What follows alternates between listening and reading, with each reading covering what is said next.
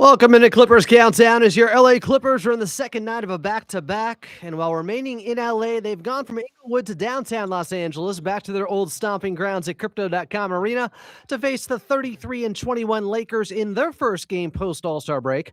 But the Clippers, they already got back to work. Just last night, we're at Into a Dome. They were yet again in a close contest late against the Denver Nuggets with Jamal Murray at the free throw line with a chance to tie it. The game hangs on the balance of this free throw.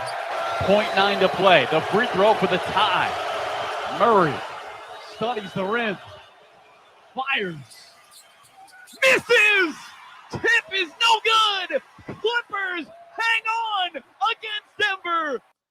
115-114 was the final. You know, some say Jamal Murray has had his struggles recently at the charity stripe, but I think we know the real reason he missed that free throw as Denver was shooting against the wall. And the wall don't lie. The wall over Jamal in that situation as Clipper Nation did their part to help secure the victory. So did Benedict Mathurin, who tied a career high and set a scoring high in a home debut with the Clippers, dropping 38 points. Here he was post-game on FanDuel TV with Jamie Maggio. What a first game to be played here at Into a Dome. Your first time as a Clipper in this building. Take me through those final possessions for the Clippers, what the message was to the team and how you guys were able to close it out. Very intense, very intense. I mean, we played a great game. Having Jokic not having his best shooting night, and having, great players like Kawhi making big plays at big time moments is what we needed the most. They average 120 points, the Denver Nuggets. You guys did a good job with them and Jokic, especially in that first half. How were you guys able to impose your will and play your style of basketball? I think we just have to be ourselves. I think, I went out there and play as Ben Mathurin. I'm looking forward to do it every single night. But most important thing, we got the win. I feel like everybody did their job and everybody was bought in, and locked into the game plan. And I think we did a pretty good job. Ben, you were especially locked in. 38 points for you, ties a career high. It also sets a record for a home debut for a Clippers reserve. Also, in just 34 minutes of game action, you told me before the game that in order to get acclimated to a new team, this is just your third game with the Clippers organization. You said you just have to buy in, and everybody here has the same goal. Where are you at now with getting comfortable with this team? Ty Lue told me, as soon as I got here, he told me to be myself. I think everybody on the team know I'm a scorer. I'm looking forward to do more things and just score the ball, having an impact on defense and making plays for my teammates. I think that's the version of myself that I want to become. And if I become that for my team, I think we have a pretty good chance of winning a lot of games. Benedict Mathurin looking to become a more complete player, while the Clippers are still an incomplete team as we wait for Darius Garland's return, but they still have won 4 of their last 5 since the trade deadline. Tonight, it is Volume 4 of the Battle of Los Angeles. Clippers and Lakers from Crypto.com Arena. Tip-off just about 59 minutes away. Coming up, you're going to hear from the head coach and Ty Lue. Plus, we'll have Grant Mona on. But up next, it's your radio voice of the Clippers and Carlo Jimenez. You're listening to the Los Angeles Clippers Audio Network.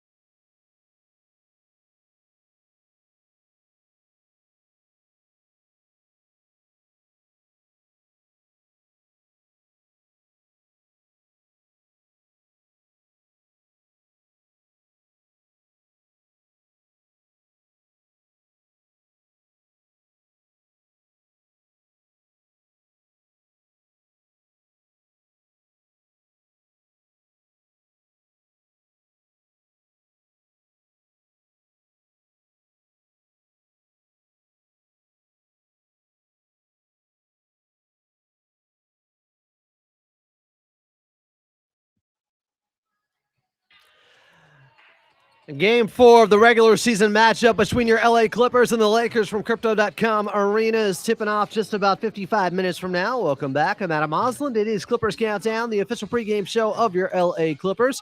Coming up in just a bit here, we got your head coach and Ty Lue, but first out to Crypto and out to your radio voice of the Clippers and Carlo Jimenez with Big Brother Jake Warner and, of course, Joey Kimball, our lead statistician. How are we doing, Carlo? Adam, we miss you here, but we're doing good. We're doing good. It's a great day for another Clipper basketball game. Obviously excited to see how the Clippers respond after that big win in their last game. It's so impressive to see this Clipper team just continue to stack victories. Adam, I think 4 of their last 5 wins have come against playoff teams. I mean, they've been that good this season and really peaking as of late. This Clippers team, winners of 4 of 5 post-trade deadline here, and winning last night 115-114 after Jamal Murray missed that free throw.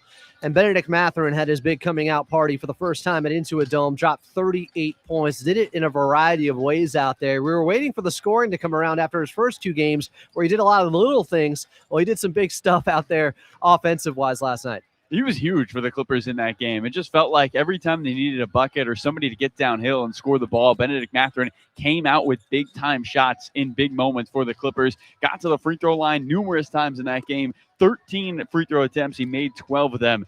And 38 points in 34 minutes. Are you serious? I mean, he was unbelievable. Really got them back on track at him in that first quarter when he had 13 points, kind of leading the way for the Clippers. Great to see him be comfortable, be aggressive. It's what Ty Lue has asked him to do. Ty says, show me everything, and then we'll figure out what works. And Benedict Mathurin showed almost everything in that game. Not only has he been so good offensively, Adam, but defensively as well. I mean, 3 steals in his last 3 contests each. He's been so good for the Clippers on that end, talking about how him and Jeff Van Gundy have kind of gone over film, shown him spots where he can be aggressive and attack. And that two-way elite player that many believed he could be coming out of college, he's showing spurts of that here with the Clippers. Yeah, the steals are up right now. It's just 3 games so far, but 38 points, tying a career high last night in a big Clippers win. Wasn't just him, though, out there doing work. We talked about it post-game. I thought DJ was phenomenal in that fourth quarter with 13 of his 22 points, big shot after big shot, and really having the confidence to take some of those looks, especially from the outside with that big three-pointer he took late.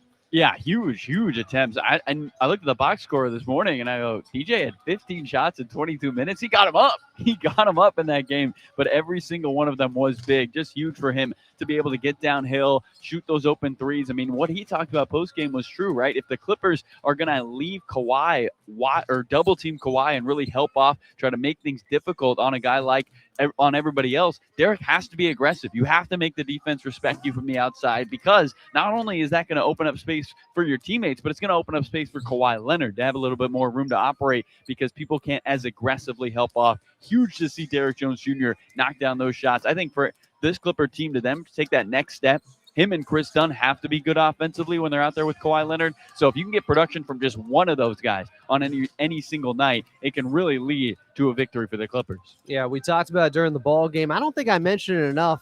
John Collins, JC, and his passing late in the game where he had 4 assists and a beautiful bounce pass to Benedict Mathurin cut into the basket. And then he was double teamed in the post, and he finds Brook Lopez for an easy one.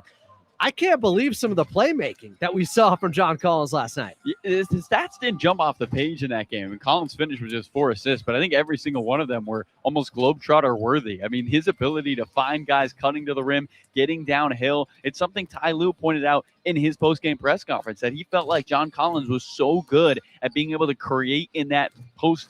The Clippers don't ISO a lot for other guys than Kawhi Leonard, but they're ISOing mid-post to low-post action for John Collins and kind of letting him go to work in about that 10 to 15-foot range on the baseline, and he's found nothing but gold in that spot. He's found guys cutting, he's knocked down shots, and teams have had to really try to guard him hard, not allow him to get opportunities on that end. So great to see John Collins just continue to have excellent stretches this season. He's been so good for the Clippers, and I expect nothing less than excellence going forward. I mean, Collins should have more space out there with Benedict Mathurin on the floor. Let's see if he continues to be on this run. We mentioned Brook Lopez there a minute ago. He struggled at times from the field, but came up huge late defensively with that big stop on Nikola Jokic out of a timeout. And then the Clippers able to find him down the floor for the two-handed dunk. That was huge. Biggest guy on the floor, for whatever reason, wasn't being guarded. It just seemed like he was able to step up when they need him to. He was. And Brook Lopez just has played in so many big moments. This is somebody who's won a championship. He understands what is needed of him throughout a contest, when he's needed to shoot the ball, when he's needed to play great defense. That drive Jokic had late in the game where he was able to wall up, get a block, and get a stop. Jokic didn't look comfortable at all. Like the entire time he was on the floor, he looked uncomfortable. Why? Well, Brook Lopez was picking him up at half court. I mean, he's essentially like, come across the timeline. I'm here to guard you and make things hard. And Jokic, one of his, for a guy who'd been torching the Clippers in his career, the Clippers, one of their best defensive performances against Nikola Jokic. Brook Lopez, a huge part of that. I just thought, too, to have a three-man rotation come against Jokic. I mean, every time he's on the floor, he's either seeing the 7'5" or 7'3" wingspan of Yannick Niederhauser, the jumpiness of Isaiah Jackson, or the physicality of a guy like Brook Lopez. I mean, it's a brutal turn of three bigs to guard him, and the Clippers really did a great job to stymie the best player in basketball in yesterday's game. Kawhi Leonard, a little bit of an off night for his standard the last couple of months, just 8 of 18 with 23 points, but had 10 of those in the third quarter. And while he didn't score in the last 15 minutes of the game, a field goal at least, he still was doing some of the little things out there. Yeah. And what a relief it is to see, okay, Kawhi doesn't have to be at his best right now because the Clippers have other guys to step up and still help them win against a quality opponent. Yeah, and I think you hit it right on the nail. That's the exact thing I took away as well, Adam. You would have felt like at parts in the season, if Kawhi doesn't have 34, I don't know if the Clippers have a chance. Well, he was quiet the second half of that ball game, especially in that fourth quarter. Had a good third quarter in the game, but the fourth quarter really didn't do much. And so for the Clippers to be able to still come away with a win, and I say didn't do much, but his gravity does it all. I mean, that's how this offense operates, right? When he's double teamed, when he is had pressure and the whole defense is staring at number 2 in blue, well, that's when things open up for the Clippers on the offensive end. So just Kawhi being out there, being healthy, has such a huge impact on this Clippers offense. Open things up for guys like DJ, who got a season-high 20+. Guys like Bennedict Mathurin at a career-high 38. They get those point totals because Kawhi Leonard deserves and requires so much attention by opposing defenses. Great to see him be able to have that impact, just not in the scoring column in a big way in that game. Well, the Lakers full attention tonight at Crypto.com Arena. Clippers and Lakers tipping off just about 50 minutes from now. Carlo Jimenez is on the call, but up next, he's got his one-on-one conversation with the head coach and Ty Lue right here on Clippers Countdown on the Los Angeles Clippers Audio Network.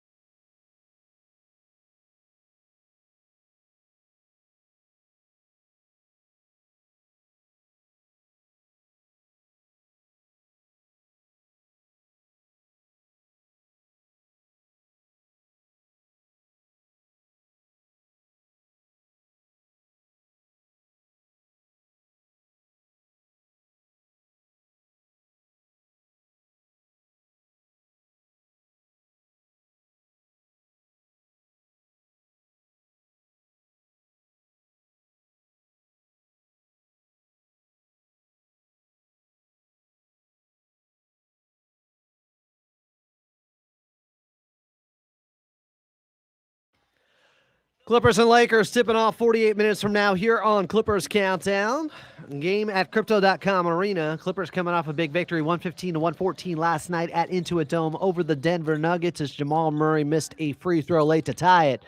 Coming up here in your pregame show, we'll have Grant Mona on. We'll also get your player to watch. But first, we got to go back to Carlo Jimenez. Thanks so much, Adam, here with head coach Ty Lue before the Clippers take on the Los Angeles Lakers. Coach Benedict Mathurin said you're encouraging him to be aggressive. Ty's a career high 38 points. Why is it so important for him to be aggressive with this group?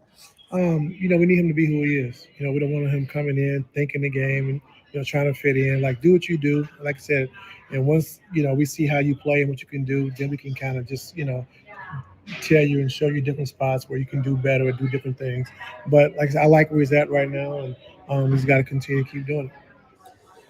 Last one for you, but you guys were able to slow down Jamal and Nikola pretty well. Obviously, they're the forefront of the offense in Denver. What do you want to carry over from last night to taking on another group of superstars here downtown, try to slow them down?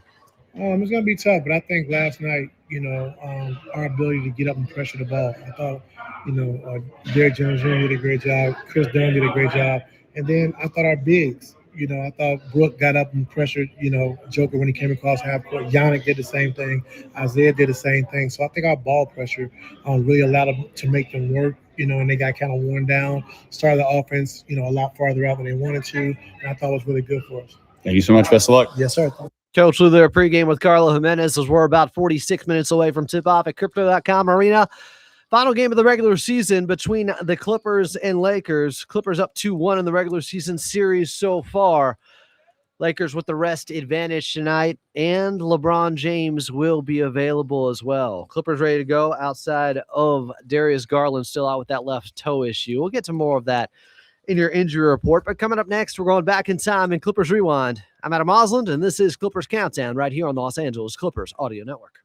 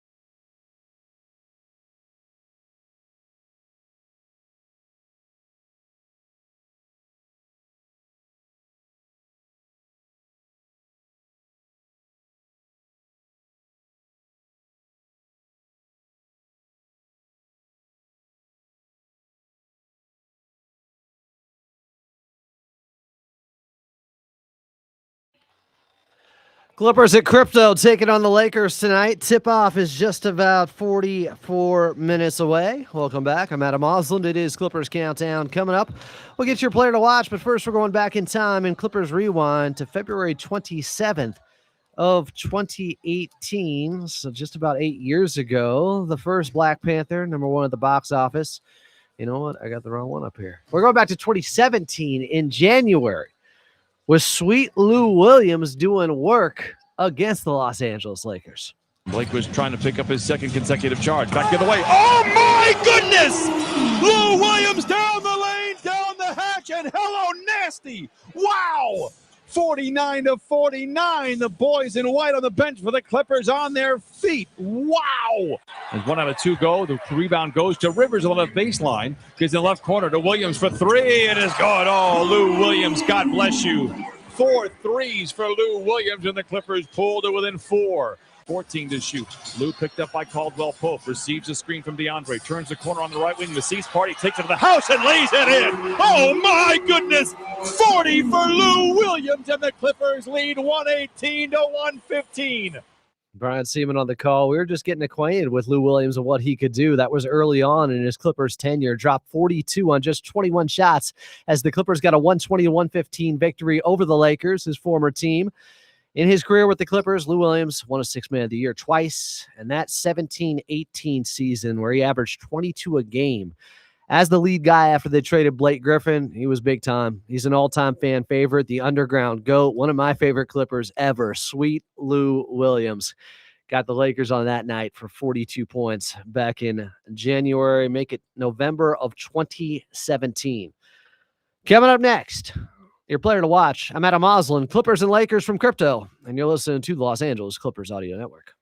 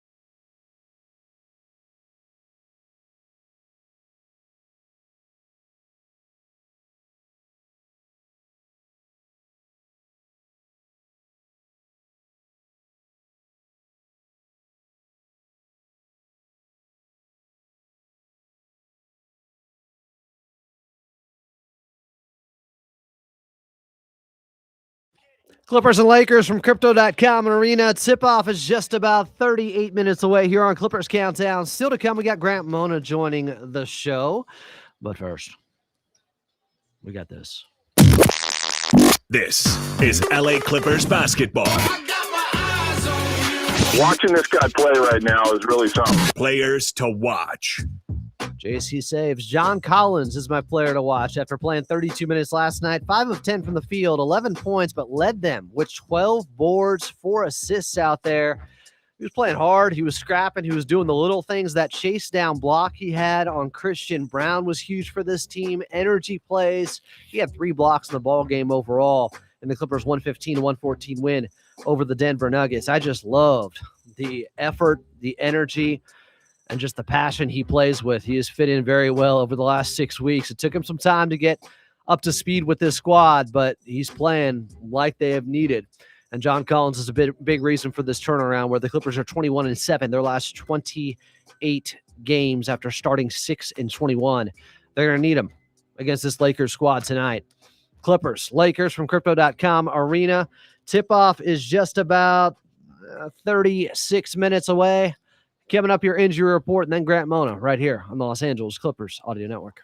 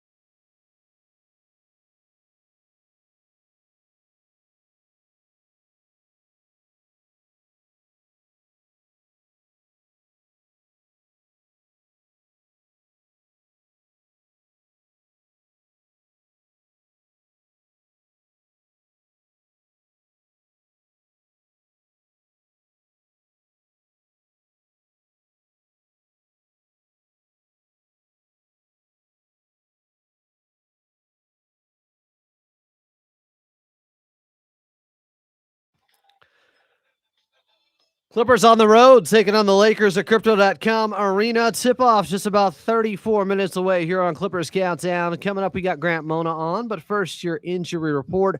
For the Clippers, still no Darius Garland. For the Lakers, LeBron James, who was questionable a little bit earlier today with left knee soreness, he will be available.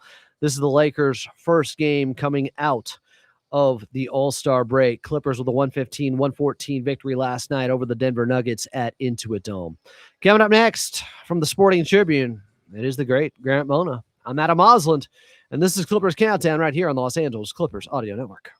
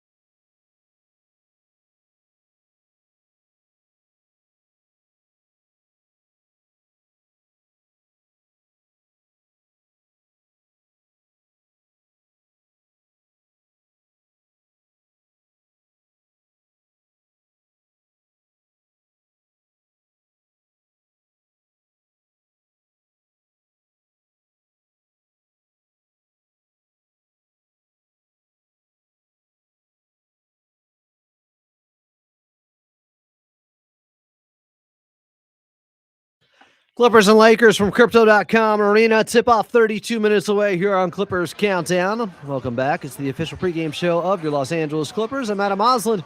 Coming up, we'll get your drive around the league, but joining us right now from Crypto is Grant Mona. At GMona48 is where you find him. He covers the Clippers for the Sporting Tribune. Grant, thanks for doing this. Of course. Thanks for having me on. Good to see you digitally, and good to be here at Not Into a Dome. Not Into a Dome. Clippers' old stomping grounds now back at Crypto.com Arena. Before we get to tonight's game, let's talk about what occurred last night at Into a Dome. 115-114 the final. Clippers winning by 1. How much credit do you give to the Wall for that victory late? I'm going to give them like 90% of the credit. I will say that Jamal Murray has missed free throws in clutch situations like just about a week and a half ago, but with the Wall, the swell there, they were active all-Star weekend, and then they come out and they do that, and they get the Clippers a victory. Like, shout out the Wall, shout out the swell, shout out all the members out there, man. I give them a lot of credit. What can you say about Benedict Mathurin in just his third game? Ties his career high, most points in a Clippers debut at home with those 38. That is the Benedict Mathurin that I think you and I, Adam, saw in Indiana, that we saw last year, that we saw the year before that. Obviously, the first few games against Houston, a little bit rocky, a little bit rough, obviously offensively, but his ability to impact the game with rebounds, with assists, all that different stuff in the road games, and then to come out and essentially be like, hey, this is what I can do on the offensive end. This is he tied a career high in points, but it's not just that. It's his aggressiveness, his ability to get to the basket. It felt like I was watching Norman Powell in a Clippers uniform again, Adam, and I know that it's a completely different player, but whenever Mathurin drew a foul, whenever he tried to get to the rim, it just gave me some flashbacks of last season when Norm was doing the same thing. But my goodness, if you can have that type of scoring output from Benedict Mathurin, and like you guys said in the post-game show last night, when Kawhi is off the floor, when you can get that type of offensive production, that's going to do wonders for this Clippers team, especially without James and Zoo. Yeah, Clippers went plus 10 in the 15 minutes with Kawhi off of the floor. Amazing to see against the Denver Nuggets team. A lot of that damage was done with Nikola Jokic out there. I thought defensively they were tremendous. The bodies they were throwing at Jokic, the different looks they were giving him. Isaiah Jackson got a little bit of run, got in some foul trouble, but that's going to happen against Jokic. What do you make of the front line of this Clippers team and how they have looked and what we need to see moving forward to make up for the loss of Ivica Zubac, who would always punish the Lakers? Yeah, I think Brook Lopez has done a pretty good job since Zoo was traded to Indiana. I feel like he's moving his feet a little quicker. He's getting up and down the floor a lot better. Obviously, the three ball still isn't falling a lot, but he had that clutch dunk late in the game that almost put the game out of reach. But I think Brook has been doing a great job on the defensive end as well. Ty Lue has credited him for going up against some of the bigs that the Clippers have gone up against Houston, against Minnesota, and obviously against Denver. So I think Brook has done a really good job, but also now Yannick. I mean, we've talked to Yannick all-Star weekend, and he's just such an excited kid. I mean, he looks like a deer in headlights sometimes, but you could just tell that he's so excited to be thrust into an actual role with this Clippers team. And then you have a guy in Isaiah Jackson, who I feel like the Clippers are just trying to like feel out right now where they can use him, if they can use him next to Yannick at some point. But, you know, I know that Ty Lue loves to have revolving rotations, and I think that with this center rotation, it gives you multiple different looks. You can go stretch five with Brook, you can go high athleticism with Yannick, and then you can go a little bit smaller with Isaiah Jackson, a guy that can get up and down the floor pretty well. So I actually like the makeup of the front court, and now it's just, I think, matchup based right now. You bring up Yannick there, and I thought there was an interesting moment, obviously, with him and Jonas Valanciunas, where Yannick, you know, he showed us a little something. He's got that dog in him. He was not going to be punked just because he's a rookie out there. There was a little bit of a kerfluffle. Denver got a technical free throw out of it, but nobody ejected. I like seeing that edge from a young player. Yeah, I love that. Yannick did not back down from Jonas Valanciunas, who looks like a Viking from the 1600s out there. So I'm very proud of Yannick, and not just him, but Chris Dunn came to his rescue. Benedict Mathurin, you know, except for getting into Jamal Murray's ear before that missed free throw, I mean, Benedict Mathurin can get into it with anybody. We saw him do it against Kevin Durant in Houston before the break, and he's always going to be in the middle of something. So I think, Adam, I keep telling everybody this. Like, I'm going around and talking to everybody, and I'm saying, like, this team reminds me so much of the 18-19 team. It reminds me so much of that 21-22 team where everyone's like, okay, they traded everyone away. They're not going to win any more games. And this team's like, we don't care. We're going to try to go out there and win, and we're going to scrap and claw and fight. until we get a win. So I actually really like the way that they're fighting, even if they're not as talented as Houston or Minnesota or Denver. They're beating those teams because they're fighting and they're clawing up until that last buzzer. Yeah, this team is tough. And speaking to that, you were talking with pregame Coach Lue at his presser, and he was asked about the comments by Kawhi Leonard with Joey Ling last night, talking about, and it's not the first time he has said it, or said something to the effect of, we're not a contender right now. Even Lawrence Frank, to my knowledge, said we're trying to get back to being a contender, which is kind of an admission you're not a contender right now when he talked post-trade deadline. Just how do you interpret the entire scenario, what Kawhi said? Well, how do you, I guess, analyze that, and then what Coach Lue responded to today? You know, I think everyone's taking it a little bit out of context, because I think everyone just realizes that, hey, when you trade away 2 of your 3 best players, you're not going to be in that top 4 range. You're not going to be a Minnesota. You're not going to be a Houston. You're not going to be a Denver. You're not going to be an OKC. But that doesn't mean they're not going to try to win basketball games. I mean, I know everyone's getting on Kawhi because he said that it's over now. But what he's essentially saying is that when you dig yourself a hole at 6-21 and you have to claw and scrap to get up into the play-in and get to the playoffs, I mean, that puts you in a tough spot. You're not a part of that top 4. And right now, they're just trying to find themselves. They're trying to win basketball games, obviously. And that's, like you mentioned, that's what Lawrence Frank said in that post-trade deadline presser, is like, hey, just because we traded everyone away doesn't mean we're not trying to win. We're trying to win games, but we have to really set our expectations. Why did we make the move? We're trying to get, for the future, get younger, acquire draft assets, and kind of start to pivot a little bit more towards the future. But if you look at the makeup of this team, and I was talking to a few other people about this today and last night, like, if you look at the makeup of the team, they're still a talented team. Like, they still have a lot of really good players on the roster. It's not like they completely gutted everybody.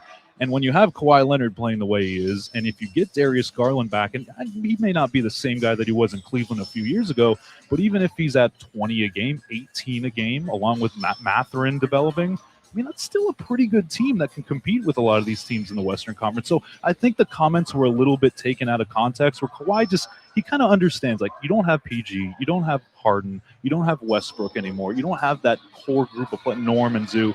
You have to alter your expectations a little bit, but that doesn't mean they're not going to go out and not try to win. They're going to try to win every game. Yeah, and I felt like, even after the trade, I thought, they're marginally worse, but they're not significantly worse. They're 4-1 post-trade, and they haven't had Darius Garland yet.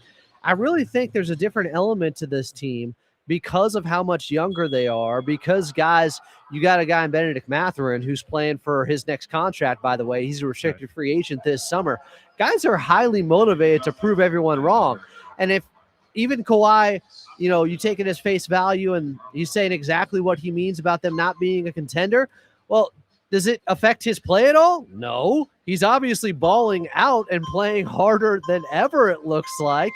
So I don't see it as some sort of negative or something that's going to drag down the season, the remaining 27 games. Yeah, I agree with you. I just think that when we look at what Kawhi has done over the past, I mean, they could have called it a season after they were 6-21, and Kawhi, and when James and Zoo were there, they decided, hey, we're not going to back down. We're still going to try to win basketball games and get back into this thing. And I know that Kawhi said, well, it's only the last fourth of the season, whatever it is. So, I know that we're not in that top 4.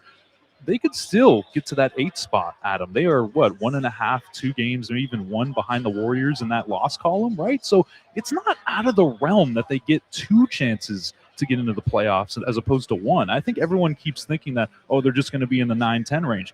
They're not far off from 8. And, if they go on a little bit of a run, 7 may not even be out of that.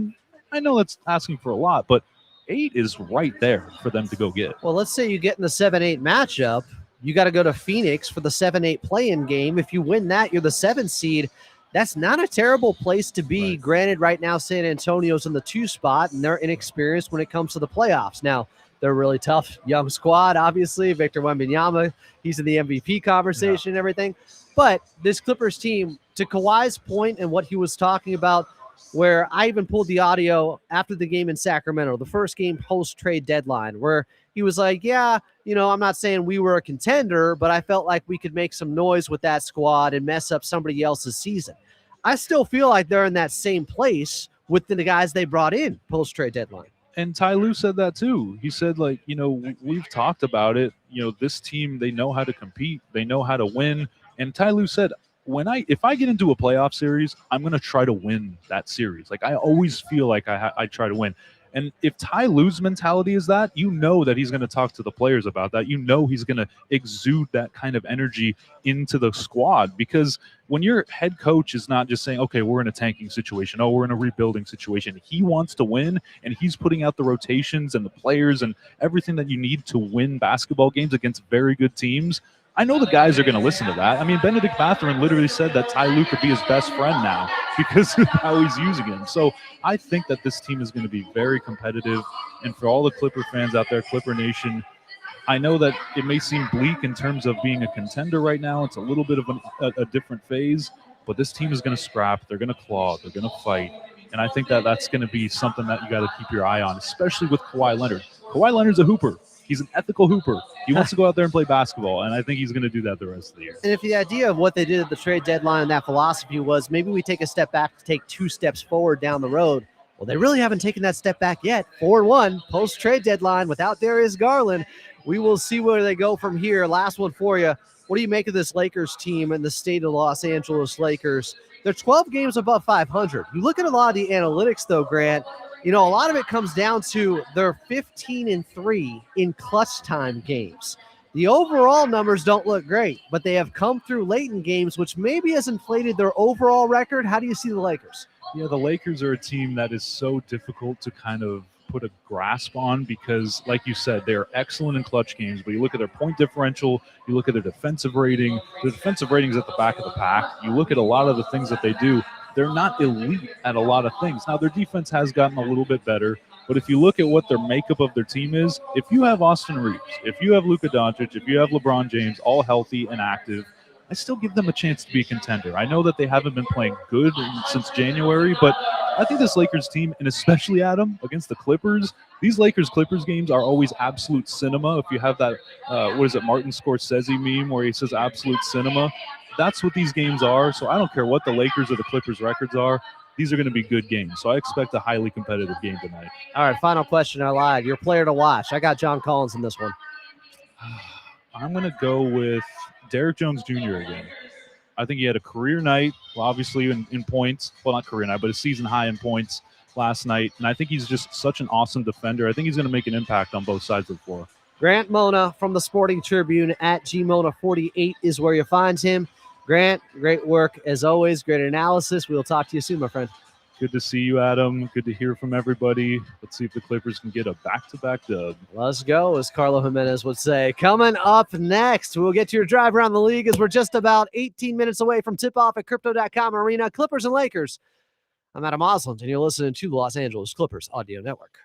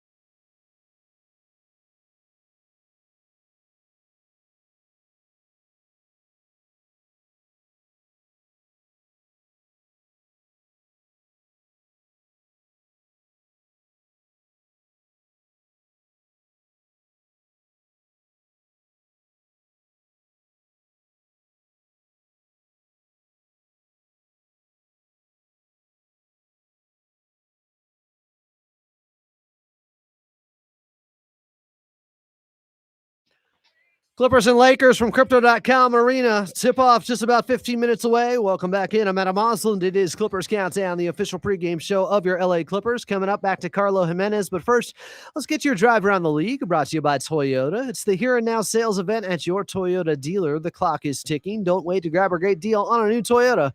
We make it easy. Elsewhere in the association, Heat winning big in Atlanta, 128-97. Tyler Hero with 24 points in the victory.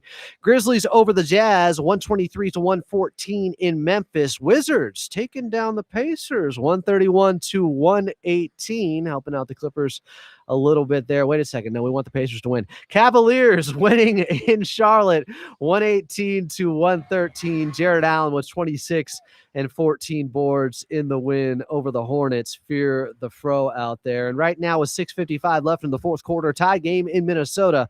Timberwolves and Mavericks knotted up at 103. Rudy Gobert has 20 and 16 boards. Final one for you entering the fourth quarter in New Orleans. Bucks up 103-96 on top of the Pelicans. Clippers, Lakers from Crypto. Up next, back to Carlo Jimenez. I'm Adam Osland, and you're listening to the Los Angeles Clippers Audio Network.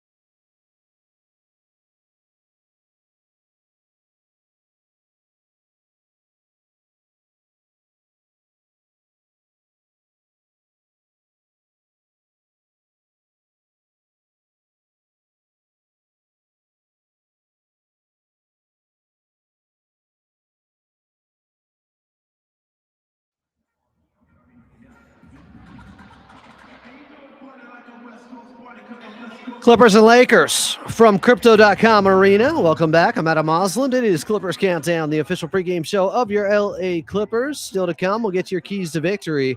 Before we get to Carlo Jimenez, this Los Angeles Lakers team, you look at a lot of the numbers, as I mentioned with Grant Mona earlier.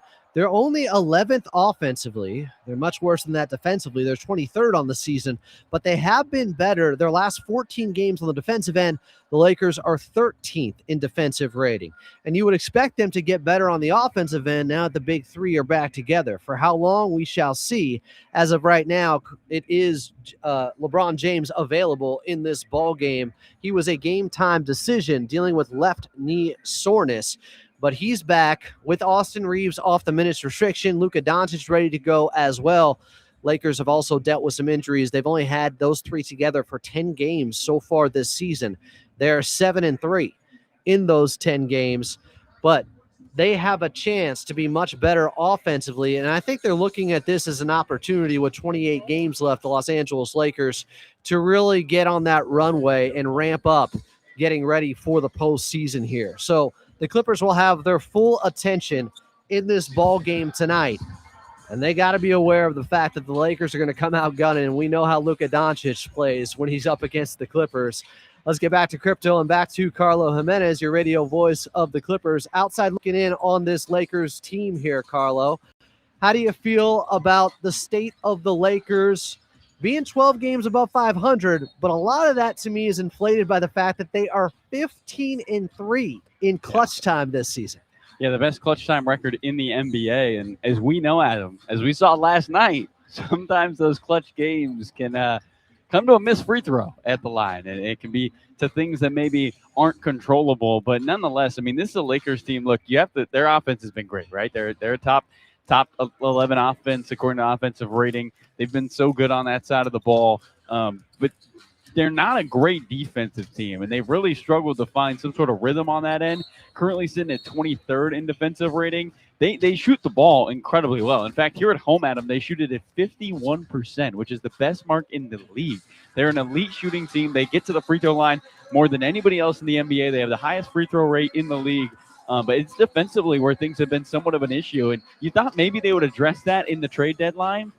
They brought in Luke Kennard, who's a great offensive player, but not exactly known for his defense. So be interesting to see how the rest of the season plays out. Now, I know a lot of Laker fans point to the fact that only 153 total minutes on the court between Luka, LeBron, and Austin Reeves. This is just their 11th game in which they've played together. So they're still trying to find that chemistry. I don't know how much a defense that is going to be bottom 10 in the league, and you have an offense like we saw Denver yesterday. They have the best offense in the NBA, and they have a bottom 10 defense, right? That's why they're a top 3 seed. The Lakers do not have a top 10 defense, but they have a do not have a top 10 offense, but they have a bottom 10 defense. Interesting to see how they find that balance. Hey, you mentioned the big three with them only playing about 150 minutes so far. Even more interesting, they're a minus 9.6 net rating with those three on the court so far this season, which is truly shocking. But I do expect them to pick it up in the next 150 minutes here. And I'm guessing their goal, outscore the opposition and play that zone defense they've been playing that has at least helped out one of the guys cover for one another as of late. They've been a little bit better on the defensive end. Luke Kennard, it hurt my heart seeing him in a Lakers jersey out there. Luke Nukem, hopefully not too much of a weapon against this Clippers team tonight. But let's go back to the Clippers. My player to watch, John Collins in this one, Carlo. Who do you got? It's a great player to watch, Adam. Obviously, I can't go back to Benedict Mathurin. He did me so well in the last game. I'm glad you pointed that out again. Oh, I don't know. Just stating, what my history of the player, pick the player is pretty good. Don't worry, Joey Kimball has it all categorized. Yeah, Joey, maybe we get a post-game update on how far I'm leading everybody else. That'd be really good. I think if the Clippers want to win this game, they're going to need elite rim protection. That's why I'm going with Yannick Conan Niederhauser. Ooh, I knew you thought I saw the Brook Lopez look on your face, but give me Yannick in this game. Just because, Adam, this is a Lakers team. In their wins, they shoot 30 free throws a game. In their losses, they shoot 22 free throws a game. The Clippers cannot, as Ty Lue says, make field goals, not free throws. Yannick has found himself in foul trouble numerous times throughout the season. They're going to need him to not be in foul trouble tonight, to play straight up and to be an elite defender at the rim. I'm going Yannick Conan Niederhauser, my player to watch. Carlo Jimenez on the call. Clippers and Lakers from Crypto.com Arena. Tip-off just about 6 minutes away. Coming up next, your keys to victory here on Clippers Countdown on the Los Angeles Clippers Audio Network.